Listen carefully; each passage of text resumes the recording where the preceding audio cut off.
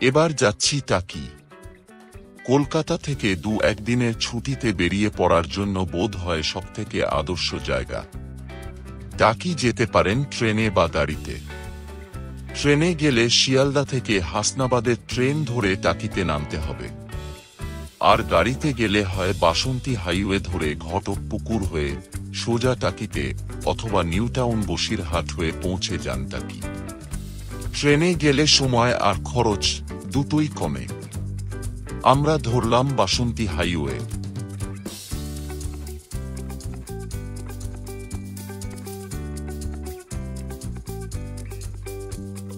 রাস্তায় কোনো ধাবায় হালকা জলখাবার সেরে নিতে পারেন।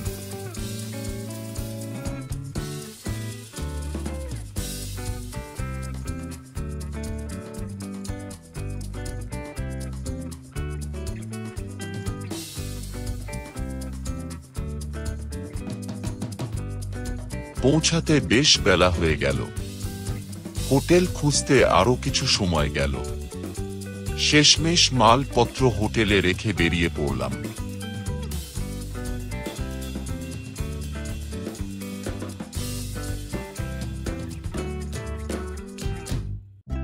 পাশেই রাজবাড়ি ঘাট, টাকির মূল কেন্দ্র।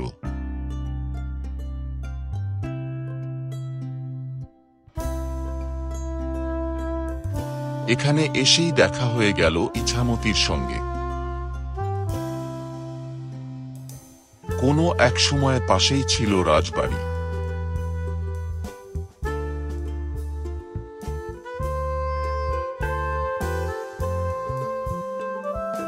ভেঙে পড়া রাজবাড়ির এই নামমাত্র অংশটা কেটিয়ে রাখা হয়েছে পর্যটকদের জন্য।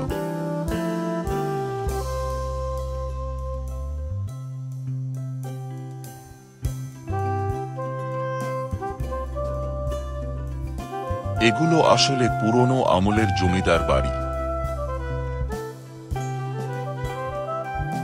এরকম অনেক জমিদার বাড়ি ছড়িয়ে রয়েছে এই ছোট্ট মফস্বল শহর জুড়ে। স্থানীয় বাসিন্দারা এগুলোকেই রাজবাড়ি বলে।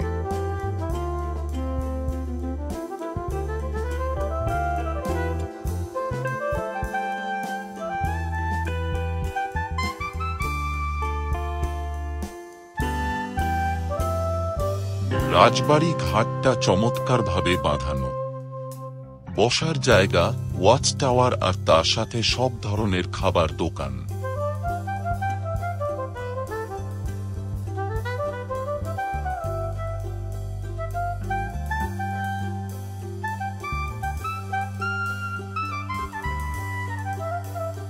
এই রাজবাড়ির ঘাটের পার বরাবর রয়েছে প্রচুর হোটেল।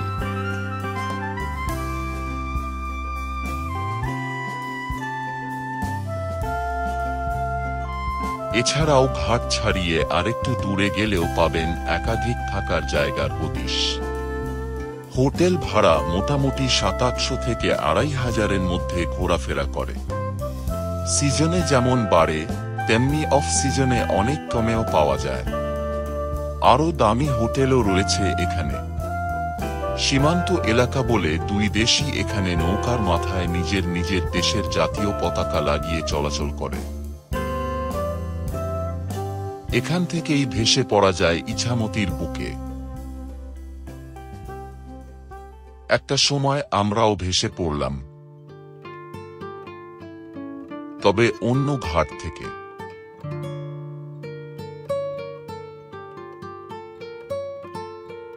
নৌকা ভাড়া 1000 টাকা। 10 জন পর্যন্ত চাপতে পারে একটা নৌকায়। সেক্ষেত্রে মাথাপিছু ভাড়াটা অনেকটাই কমে যায়।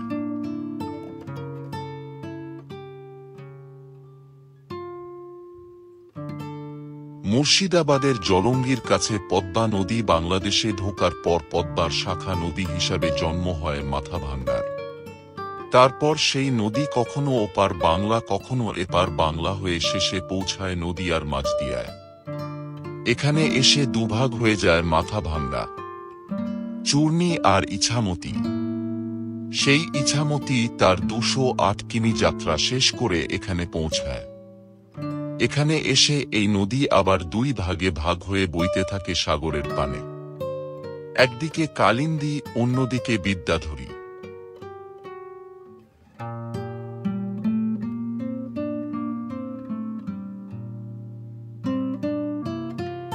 তিন নদীর মোহনা পেরিয়ে আমরা এখন বিদ্যাধরীতে। ডান দিকে এটা একটা দ্বীপ, এটা ভারতেরই অন্তর্গত।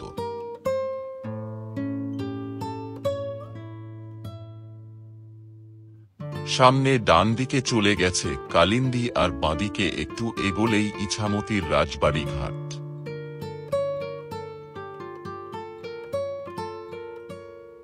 দূরে দেখা যায় বাংলাদেশ। অসাধারণ এক নৌকাযাত্রার পর আমরা এগিয়ে চললাম আমাদের পরের গন্তব্যে।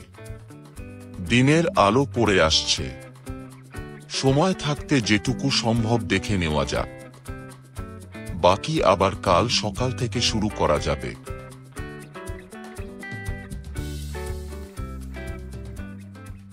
টাকির বিখ্যাত কুলেশ্বরী কালী মায়ের মন্দির। 400 বছরের পুরনো এই মন্দির প্রতিষ্ঠা করেন স্থানীয় রাজবাড়ির রানীমা। শোনা যায় জেলেদের জালে উঠে আসা মাটির একটা ঘটকে স্বপ্নাদিষ্ট হয়ে এখানে প্রতিষ্ঠা করেন তিনি। কুলে ভেসে এসেছিল বলে মা কুলেশ্বরী।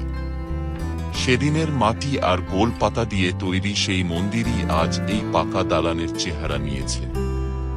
তবু জরার লক্ষণ মন্দির জুড়ে চলছে মেরামতির কাজ। কালী পুজোর সময় ছাড়াও প্রতি বছর চৈত্র সংক্রান্তির সময় হাজার হাজার ভক্ত সমাগম হয় এখানে। মায়ের মন্দিরের পাশেই রয়েছে ছোট্ট একটা শিব মন্দির।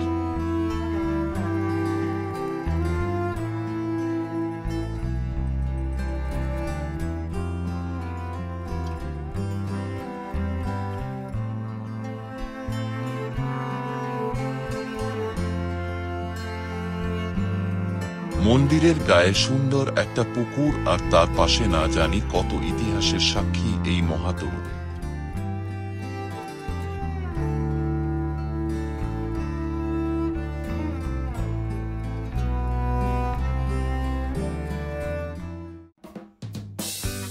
কুলেশ্বরী মন্দির থেকে বেরিয়ে চললাম টাকির আরেক বিখ্যাত মন্দিরে।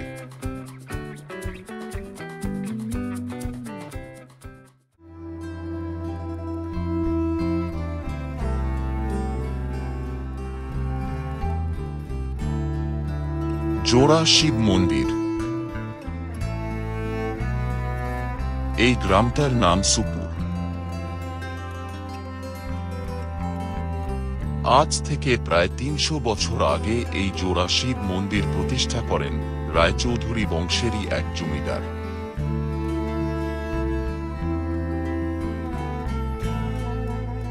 সামনের এই বিশাল দিঘিটা খনন করে তার পাশে নির্মাণ করেন এই জোড়া শিব মন্দির। এ নিয়ে নানান কাহিনী প্রচলিত এখানে।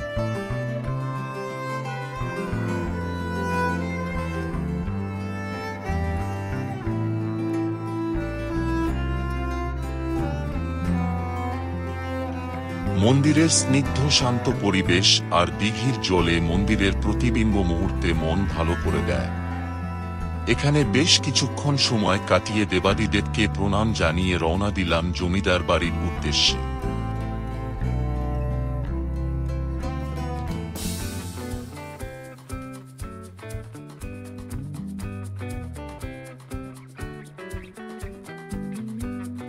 পুবের বাড়ি নামে বিখ্যাত এই বাড়িটা বানিয়েছিলেন জমিদার জগৎবন্ধু রায়চৌধুরী। তাঁরা 4 ভাই ছিলেন। বাকিদের বাড়িগুলো এরকম পশ্চিমের বাড়ি, দক্ষিণের বাড়ি নামে পরিচিত ছিল। এই বাড়িটাকে কোনো রকমে টিকিয়ে রাখার চেষ্টা করা হলেও বাকিগুলো আজ প্রায় ধ্বংসপ্রাপ্ত।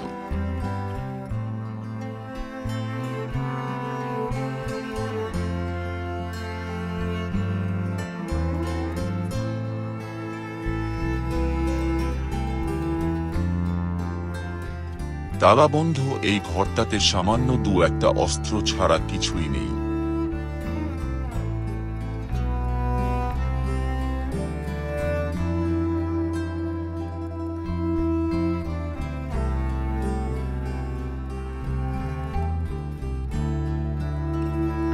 বাকি ঘরগুলোতে কেউ বাস করে না।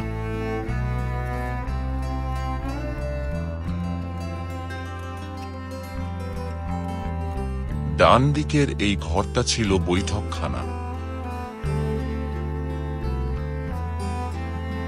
পিছনের দিকে রয়েছে দুর্গা দালান। প্রতি বছর পুজোর সময় সেজে ওঠে এই পূজা মণ্ডপ। টাকির দুর্গা পুজো, বিশেষ করে বিসর্জন, খুব বিখ্যাত। দুই বাংলার অগণিত দুর্গা প্রতিমার নিরঞ্জন হয় ইছামতিতে। দুই বাংলা তখন মিলে মিশে এক হয়ে যায়। কিন্তু এই পূবের বাড়ির প্রতিমা নিরঞ্জন না হওয়া পর্যন্ত অন্য কোনো প্রতিমার বিসর্জন হয় না। আজকের মতো টাকি ভ্রমণ এখানেই শেষ করতে হবে। হোটেলে ফিরতে হবে। কাল সকালে উঠেই আপনাদের দেখাবো ইছামতির ভোর। কুয়াশা ঢাকা ইছামতির বুকে নৌকার আনাগোনা অসম্ভব সুন্দর এক দৃশ্যকল্প তৈরি করে। এছাড়া রয়েছে টাকিতে শুটিং হওয়া বেশ কিছু বাংলা সিনেমা শুটিং স্পট আর মন ভালো করে দেওয়া গোলপাতার জঙ্গল, যেটা মিনি সুন্দরবন নামে পরিচিত। এই ভিডিওটার সময় বেশি লম্বা হয়ে যাচ্ছে, তাই টাকির দ্বিতীয় পর্ব আলাদা একটা ভিডিওতে আপলোড করছি। সেটা না দেখলে অনেক কিছুই আপনার না দেখা থেকে যাবে। তাই এখনই এই চ্যানেলটা সাবস্ক্রাইব করে রাখুন, যাতে পরের পর্বটা খুঁজে পেতে অসুবিধা না হয়। ভালো লাগলে অবশ্যই লাইক আর শেয়ার করতে ভুলবেন না।